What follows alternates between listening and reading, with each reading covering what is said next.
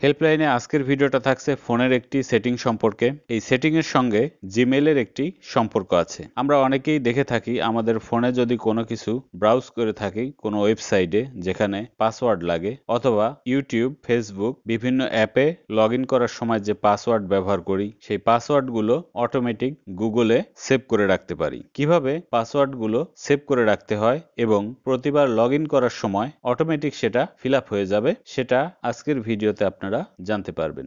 Mobile সম্পর্কিত বিভিন্ন ধরনের ভিডিও আমার চ্যানেলে দেয়া আছে, আপনারা দেখে নিতে পারেন। আর অজানা কিছু জানার থাকলে অবশ্যই কমেন্ট বক্সে লিখবেন। প্রথমে আপনারা চলে যাবেন আপনাদের ফোনের সেটিংয়ে। দেখুন উপরে ডান পাশে গিয়ার আইকন, এখানে ক্লিক করলেই আমরা চলে যাব সেটিংসে। এরপর স্ক্রল করে নিচের দিকে চলে যাবেন, দেখতে পারবেন গুগল। এই অপশনটি প্রত্যেকটা ফোনেই থাকে, এখানে ক্লিক করবেন। এরকম ইন্টারফেস পাবেন। এখান থেকে উপরে দেখতে পারবেন আপনি যে জিমেলটা লগ ইন করে আছেন সেই জিমেলটা এখানে দেখাবে। এখান থেকে আপনি জিমেলটা পরিবর্তন করতে পারবেন। এরপর আপনারা অল সার্ভিসেস এখানে ক্লিক করবেন। এরপর আপনারা একটু স্ক্রল করে নিচের দিকে চলে যাবেন।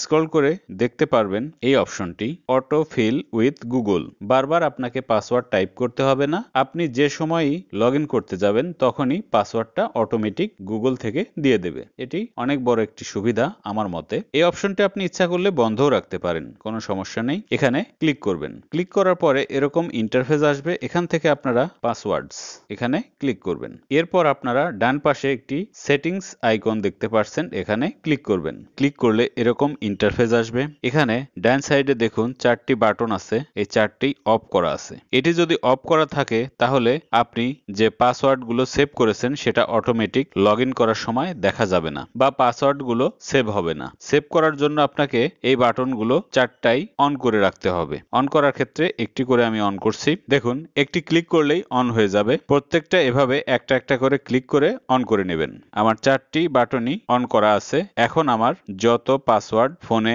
দেয়া হবে বা টাইপ করা হবে তার সবগুলোই অটোমেটিক সেভ হয়ে যাবে, এবং আমি যখন কোনো আইডি বা অ্যাপ, ওয়েবসাইট লগ ইন করতে যাব তখন অটোমেটিক পাসওয়ার্ডটা আমাকে পাসওয়ার্ড বক্সে ফিল আপ করে দেখাবে। এই অপশনটি যদি আপনার পছন্দ না হয় সেক্ষেত্রে বন্ধ করার জন্য এই বাটন 4টি আবার অফ করে দেবেন। ভিডিওটি ভালো লাগলে অবশ্যই লাইক, কমেন্ট দেবেন, শেয়ার করবেন বন্ধুদের মাঝে। আর যারা এখনো আমার চ্যানেলটি সাবস্ক্রাইব করেননি অনুরোধ রইল সাবস্ক্রাইব করবেন। ভালো থাকবেন, আল্লাহ হাফেজ।